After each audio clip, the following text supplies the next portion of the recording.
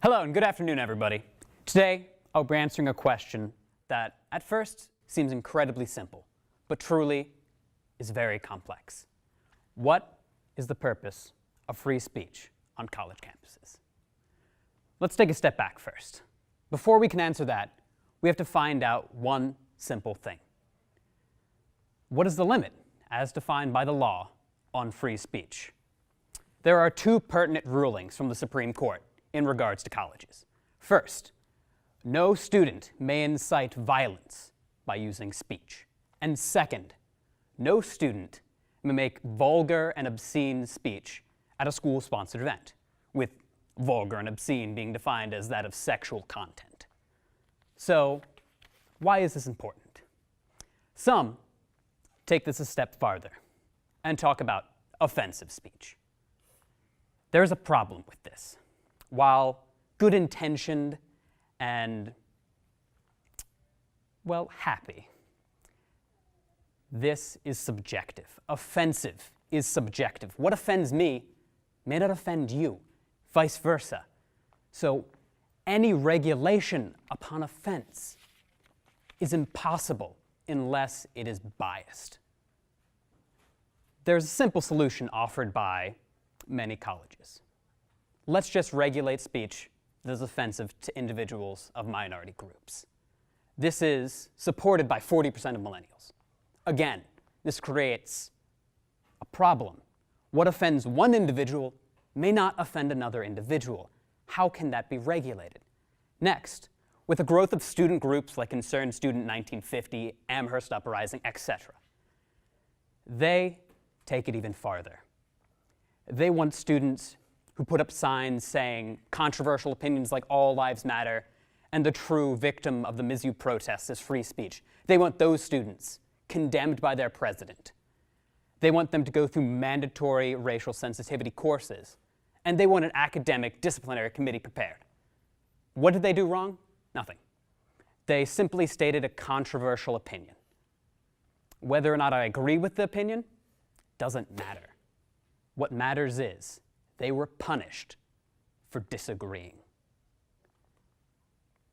Whenever colleges take actions like this, we create one of two things: a generation of people who do not want to talk out of fear, someone telling them they are offensive and silencing them, or even worse, a generation of echoes, everyone saying the same thing, not wanting to challenge the status quo.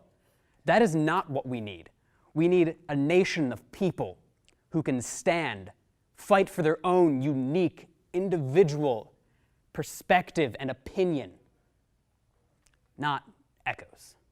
Next, colleges, when confronted with controversial speakers, tend to no-platform them or remove their ability to speak at the campus, even some going as far as banning them. This is detrimental. If you don't hear those opinions, you may not know they exist. If someone's talking about an issue like some will be talking today, and then they're silenced, you won't know about the problem until maybe it's too late. We can't have this. No platforming was designed for dangerous people like neo-Nazis and Klan members, not comedians and politicians who offend students. When everyone is repeating the same thing, you again create an echo. We do not need this echo. The final issue, trigger warnings. While again well-intentioned, some take them too far. They shouldn't be, don't do this because someone won't like it. They should be like a movie rating, there for everyone to see and then to judge themselves. Can they handle it? Because we need to talk about the issues. We cannot silence them. We cannot ignore them. If we do that, we're no better than those we degrade and insult for being the problem. Now, one solution offered is police your own speech. I disagree. Policing your own speech is designed to talk in a diplomatic manner. And while, again, well-intentioned, this can create problems. For example, the US is a strong ally with Turkey. We don't want to offend Turkey. So you know one thing we do to not offend Turkey? We do not call a clear genocide by Turkey a genocide. We just call it a killing or a massacre.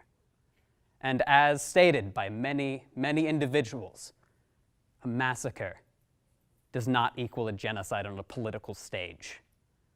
We have to be truthful, not diplomatic. That is what we need. And so I go back to my original question. What is the purpose of free speech on a college campus? It's simple. To have discussion, an open and honest discussion, for everyone to be able to express their own opinions and to understand the opposition.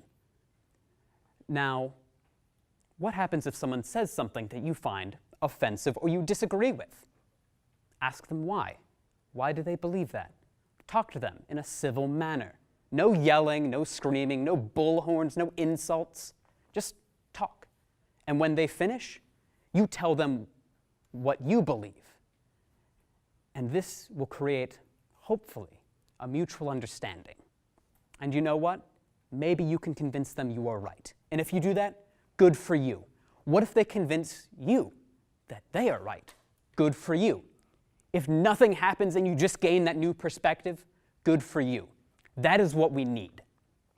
And for schools, yes, you can no-platform people that you can prove are dangerous, not that your students don't like, if they pose a credible threat. So, this is what we need. Discussion. We need to talk about the issues, not sweep them under the rug, ignore them. Talk in an open and honest fashion. Thank you very much.